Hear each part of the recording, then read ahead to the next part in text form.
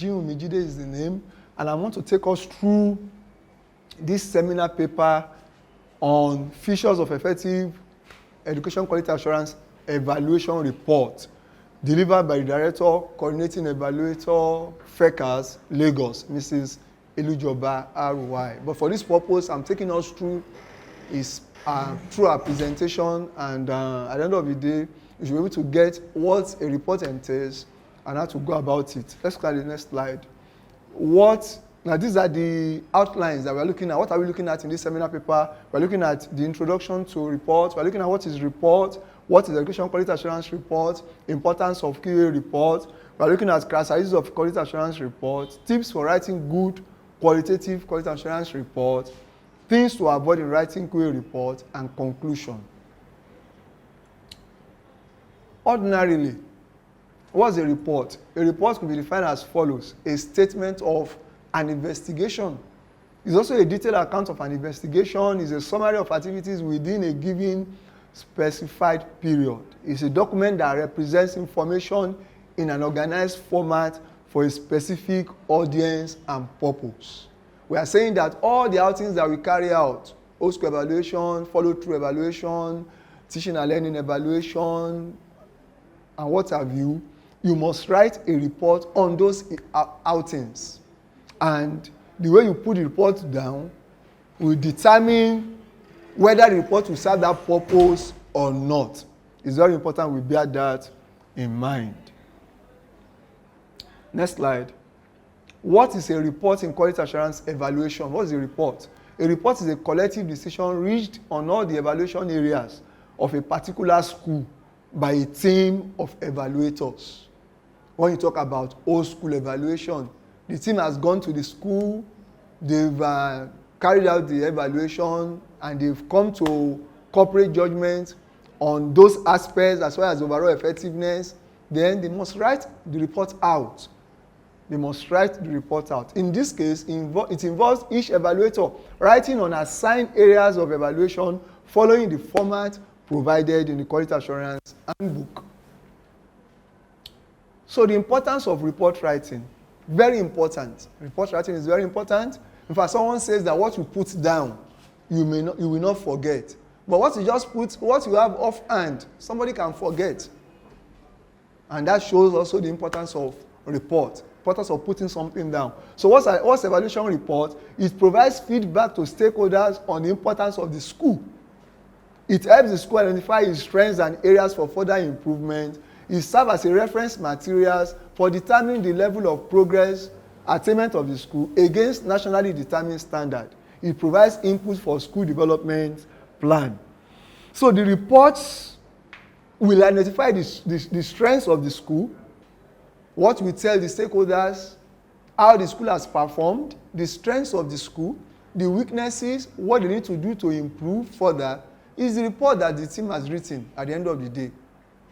It helps the school identify its strengths, as I noted, and areas for further improvement. It serves as a reference materials for determining the level of progress, level of attainment of the school against nationally determined standards. It provides input for school development plan. With your report, the school can now strategize and include some things that they need to do in their school development plan. It serves as a resource material to external evaluators and other stakeholders. As I noted before, when we visit a school, we want to look at the report of previous evaluation. So it's a reference material. We know where the school is coming from. But without a documented report, we will not know the background, we don't know where the school is coming from. So it's a good reference material. The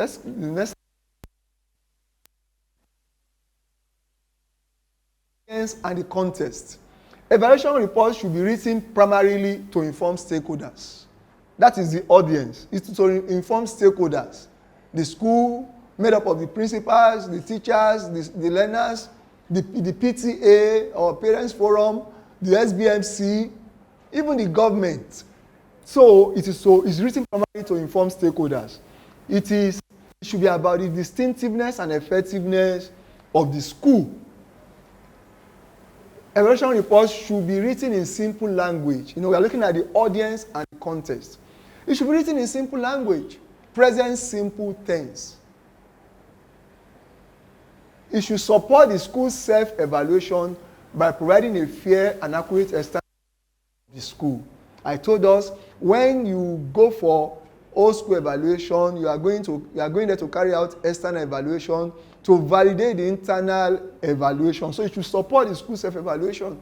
It should tell them where they missed it and where, what those new things that they should begin to look at.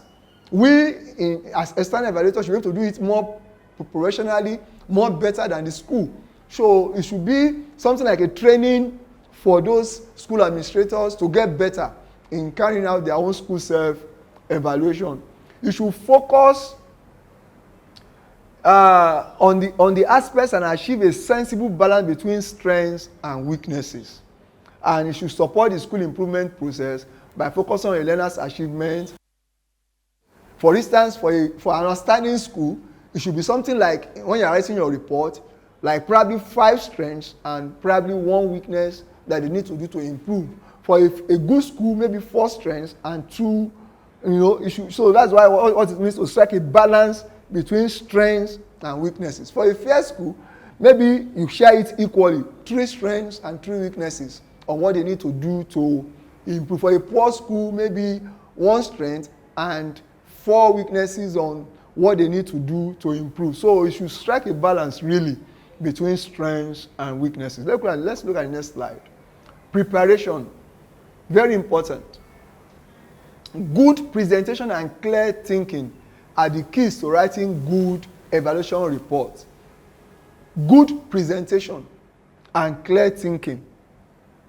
So you need to what? Have clear focus on evaluation before going to quality assurance evaluation school for evaluation. When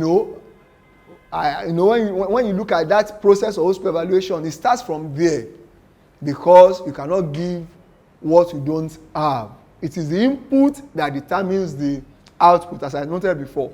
Gather sufficient secure evidence, judgment of evaluation. So evaluation should gather. So it's part of preparation to gather sufficient evidence, secure evidence. Secure evidence are evidence that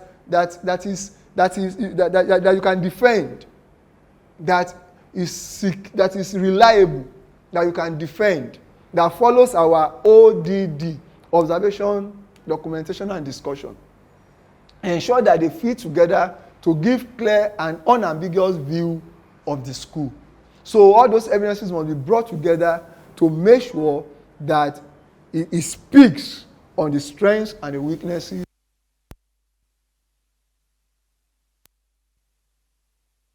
Thought. Writing is a skill that requires much thought. The 6 C's. The 6 C's of report writing. The first C is consistent. Every report, also evaluation report, must be consistent. The grades given in earnest must match those in the report. What are we saying here? We are saying that we have written achievement and standard 2. Then the body of the report under the achievement and standard must show that it is actually good. Not that you will grade a school good, but when you are reading report, it's tending towards fair or poor. No. Judgments made in different parts of the report must be consistent. Let's look at the second C. The report must be convincing. If it is consistent, it will be convincing. If it is consistent, then it must be. Anybody reading it must see that you are flowing. Must see that yes, that the report is making sense. The impact of leadership and management on provision must be clearly explained.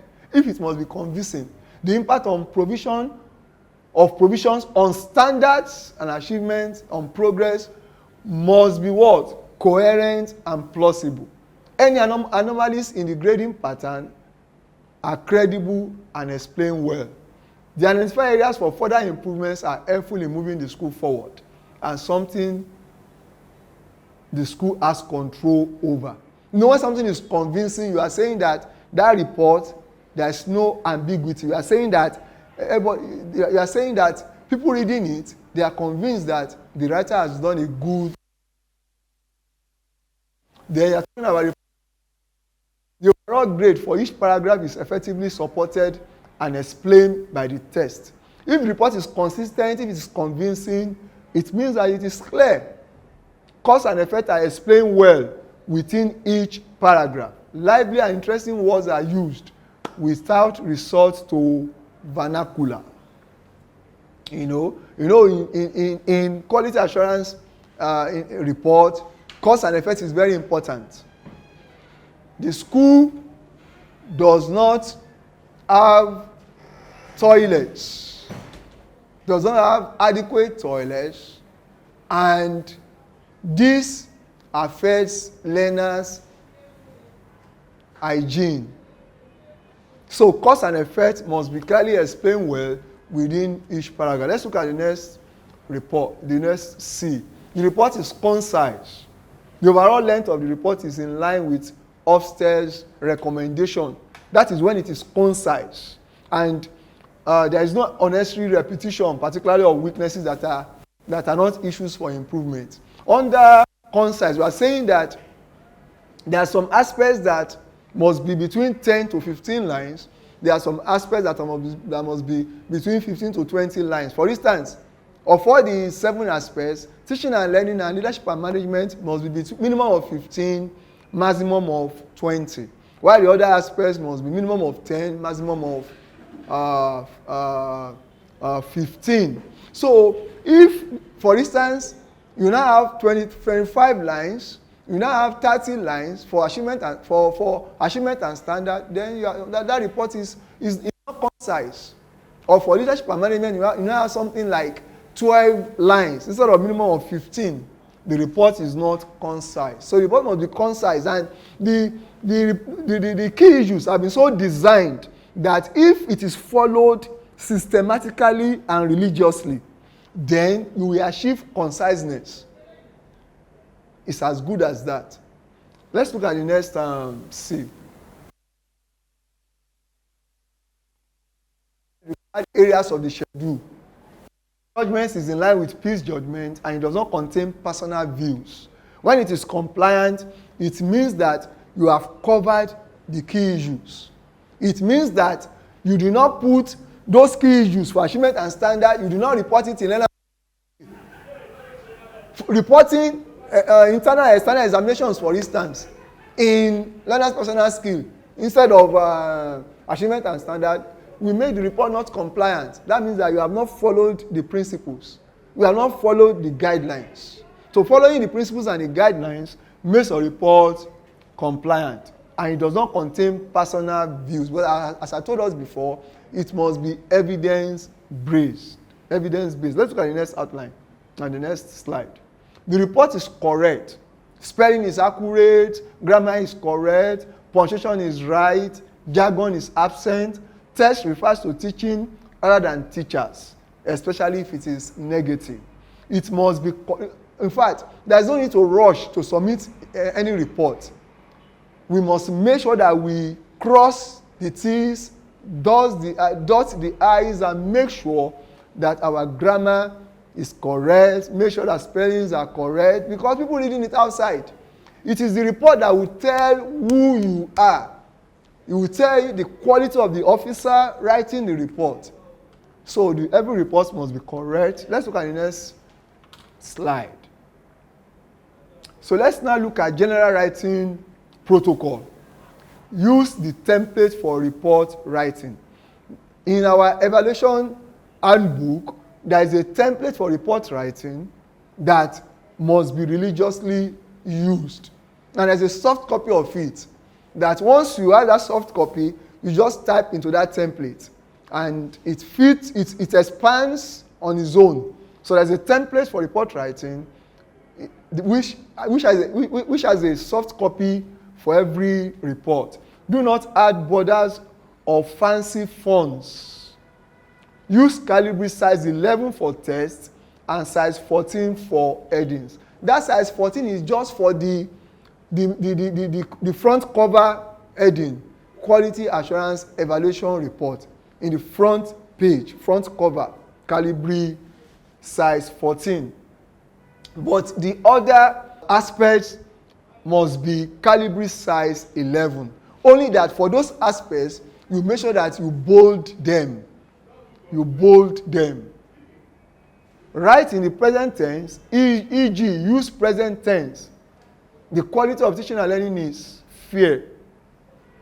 Because you are saying the quality, then is. But if you remove quality and you say that teaching and learning, it will be teaching and learning are fair. But if you are referencing a specific lesson, use past tense. So past tense must be used sparingly. I think I need to say that because your report must be in present simple tense, but past tense can be used sparingly, as we have it in this example. E.g., during geography lesson, the teacher did not do this, or the teacher did that. Ensure that you know when to use present tense and when to use past tense. But past tense must be used sparingly because your report must be in present tense. Let's continue. We are looking at general writing protocols. Use active voice to bring life to the right thing. Avoid flamboyant language. Use simple everyday language.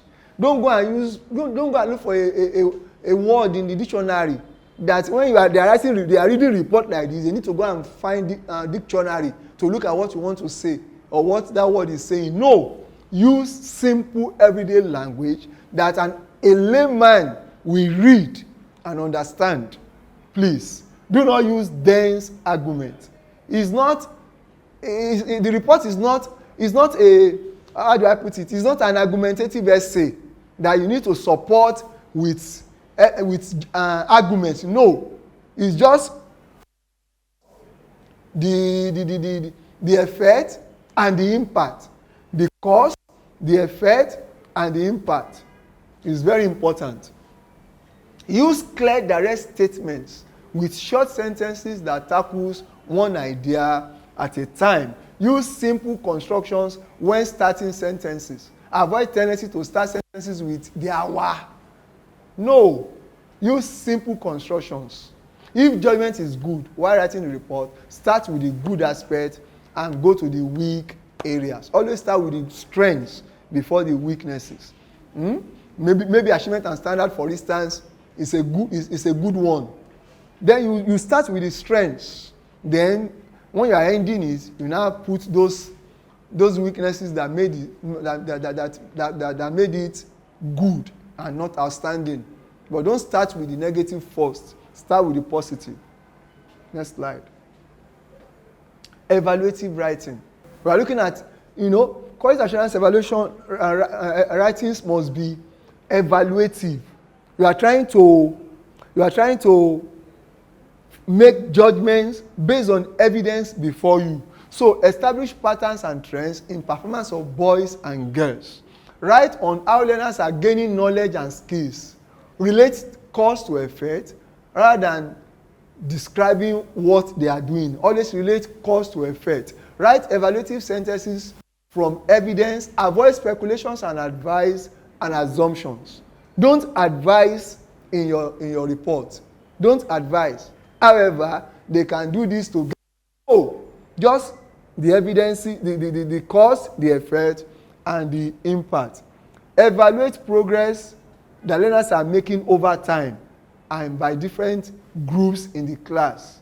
For instance, under achievement and standard, you can include how boys are performing and how girls, you can include the performance of boys and girls just to be able to see whether the girls need help. It's as good as that, but it must be for evaluative purpose. Let's look at the next slide. Focus on cause and effect. This is the most important requirements in the report. Avoid sentences like good teaching is carried out using a scheme of. So what? Focus on distinctive features of teaching and their impact on learning. As I noted before, the impact is very important. For every point, for every sentence, there must be the cause, the impact, and the cause, the effect, and the impact. For instance, if you say for instance that if you say that learners are not punctual, under learners' personal skills and participation, that learners are not punctual in school, then what is the effect of that? Learners are not punctual, so they will not be able to do what? They will not be able to take advantage of pep talks on the assembly, and they will not be able to improve on their morals. So it's very important. This is the most important. I've said that. State clearly and simply the effect of school actions on learners' achievement and personal development, and the action itself as outlined in the quality assurance handbook, as I noted before. Let your key issues speak. Key issues, as we have it in our handbook, if it is followed religiously, if it's followed 100%, then you will not write on features that have no impact on or effect on learning. Keep to the evaluation framework. These are the evaluation framework. Weigh evidence of each aspect and come up with clear judgment. Weigh the evidences that you have for each of those aspects, and it will help you to determine how the school is doing, the strength of the school and the weaknesses of the school. Be specific. Communicate your judgment clearly and explain why you come to your judgment. Select the most significant features of the school. Your judgment. Draw on it as evidence and write about it using the cause. Using the cause is often helpful. Using the cause is often helpful. And do not give woolly phrase like there is evidence that. No, just state what the situation is and diagnose why this is so using your evidence. The school, under learning environment, for instance, we know that when you're talking about toilets, you're capturing the number. But under care, guidance, and safety, when you're talking about toilets, you're talking about the cleanliness of those toilets. So under care, guidance, and safety, if you say that there are inadequate toilets, what is the impact? This affects learners' good hygiene because the toilets are not adequate. Then if you are talking about learning environment, you can now say that you have inadequate toilets and the toilets are not what? They are not gender sensitive. So you must make sure that you diagnose the key issues with the evidence that you have. Diagnostic, it means that you are providing a solution. That's what it means to be diagnostic. For instance, when you visit a doctor, they will diagnose what is wrong, and they will now come up with what you can do to be good, to be well. And the same thing that we do in old school evaluation visits. So the report must show that you have identified a problem and you are looking at the solution to that particular problem. Identify areas that need further improvement. Not only in teaching, even in other areas, other aspects that are limiting learners from learning, that are limiting the school that are limiting the school, that is the learners from attaining the desirable outcomes. So that is what it means to be diagnostics. Overall, the school the following. You have 7 aspects, and at the end of the day, these 7 aspects determines the overall effectiveness. So overall effectiveness of the school should take into account the outcomes for learners, quality of provisions, and effectiveness of leadership and management. So for every overall, we should have 3 sentences. That's what is in our handbook. 3 sentences, 2 or 3 sentences of overall effectiveness. And these 3 sentences must capture outcome for learners, it must capture quality of provisions, and it must capture effectiveness of leadership and management. What is leadership and management doing? with provisions to attain desirable outcomes. This is what the overall effectiveness must capture. 2-3 sentences, summary of overall effectiveness. And you take those summaries, you get them from the strengths of the school. But you can even flag a major weakness in the overall effectiveness as, however, it's as good as that. Ensure that LMN, that's leadership and management aspect, makes references to the school self-evaluation as the quality, as the QA process requires that this should be verified. That means that in the overall effectiveness of statement, make sure that you make reference to the school self-evaluation, that the school graded herself 2 in overall effectiveness. But you, based on what the team has done, the school is grading the school fair. And now give those statements of overall effectiveness. That's what it's saying. That ensure that L and M aspect makes reference, that is leadership and management aspect, make reference to the school self-evaluation as the QA process requires, and this should be verified. So under leadership and management, there's no way that you want to write a good report without referring to the school self-evaluation that is being submitted, and these are your findings. And at the end of the day, you can now check and ensure that all your judgments are valid and support your summary judgment on overall effectiveness. So under overall effectiveness, you don't need to now start saying school self-evaluation again, because we have mentioned it under leadership and management. That is what we are trying to say. So on this note, I think we will stop there. And as I noted before, a good report, the importance of a good report cannot be overemphasized. And once you gather sufficient evidences on the field, once you follow the also evaluation processes that we've taken before, then there's no doubt that you write a good report. If you have any question, please send it to the OEQA email info@oeqalagostate.com, and those questions will be attended to. But as I said before, let's not confuse it. Overall effectiveness, that statement of overall effectiveness may be what some stakeholders will just read, and it must be written painstakingly to make sure that is a short summary of the true picture of the school based on the 7 aspects. 2-3 sentences describing the overall effectiveness. So if those 7 aspects has been well done, then writing overall effectiveness should not be a problem. And we can also refer to our handbook. It has those judgments, those things that we need to look out for. Outcomes for learners, quality of provisions, leadership and management, and you have a good report. Thank you.